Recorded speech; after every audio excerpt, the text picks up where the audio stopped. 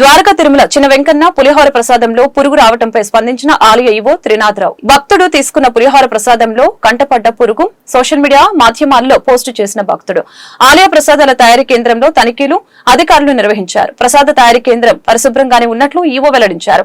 అయితే తయారీ కేంద్రం నుంచి ప్రసాదం కౌంటర్ కి తరలించే టైంలో ట్రాన్స్పోర్ట్ లో పురుగు పడి ఉండవచ్చని అనుమానం వ్యక్తం చేస్తున్నారు.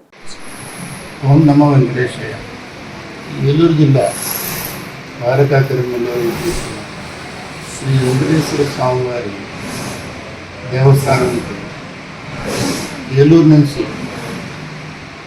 కొంతమంది భక్తులు దర్శనార్థం వచ్చి స్వామివారి దర్శనం జరగడానికి స్వామివారి ప్రసాదాలు విహార లడ్డు ప్రసాదం తీసుకుని వెళ్ళినట్టుగా అందులో ఒక ప్యాకెట్లో పురుగు ఉందని చెప్పేసి వారు మీడియా వారికి సమాచారం ఇచ్చినట్టుగా ఉదయం మాకు పేపర్ ద్వారా తెలిసిందండి. వెంటనే ఏదైతే ప్రసాదాల ప్రిపరేషన్ వ్యవసాయం చేస్తుందో లడ్డు ప్రసాదం, పులిహోర, చక్కెర పొంగలి, అలాగే వడప్రసాదం స్వామివారి సన్నిధిలో మనం ప్రసాదం వితరించడం జరుగుతుంది. వెంటనే ఆ సిబ్బందితో వెళ్ళి అక్కడ అంతా వెరిఫై చేయడం జరిగింది. అంతా అక్కడ నీట్గానే నడుస్తుంది. ఇక్కడ ప్రసాదం అన్నది ఒక ప్రైవేట్ కాంట్రాక్టర్కి మనం ప్రిపరేషన్ చేయడానికి మనం ఇస్తుంటాము.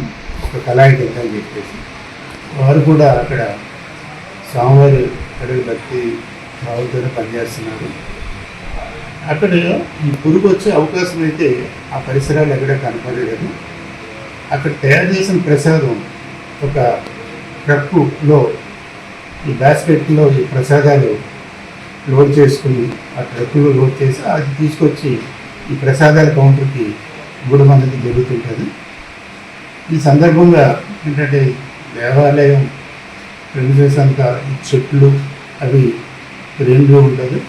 ఏదన్నా పురుగు రావడం అంటే జరిగితే ఈ ట్రాన్స్పోర్ట్లోనే ఎక్కడైనా జరుగుంటుందేమో అన్నది ఒక అనుమానంగా ఉంది. ఈ వార్తకు స్పందించి ఇమీడియట్గా కలెక్టర్ గారు, అలాగే జాయింట్ కలెక్టర్ గారు, ఫుడ్ ఇన్స్పెక్టర్ గారిని కూడా పంపించడం జరిగింది. వారు ఉదయం వచ్చి మధ్యాహ్నం 3 గంటల వరకు ఈ ప్రసాదాలు ప్రిపరేషన్ చేసే ఏరియా, అలాగే మెయిన్ స్టోరేజ్ నుంచి మనం ఏదైతే ప్రొవిజన్ సప్లై చేస్తామో అది కూడా వారు విజిట్ చేసి వెళ్ళడం జరిగింది. తదుపరి వారు ఇచ్చిన నివేదిక ప్రకారం తదుపరి చర్యలు ఉంటాయండి. ఇమ్మీడియట్గా ఏం చేశామంటే ఆ కాంట్రాక్టర్కి ఒక నోటీస్ ఇష్యూ చేయడం జరిగింది. అలాగే సంబంధిత ఏఈఓ, ఆ సూపర్నెంట్, అక్కడ సిబ్బంది కూడా చేసి అడగడం జరిగింది. వారి నుంచి వివరణ ఇచ్చిన తర్వాత తదుపరి చర్యలు తీసుకుంటాం.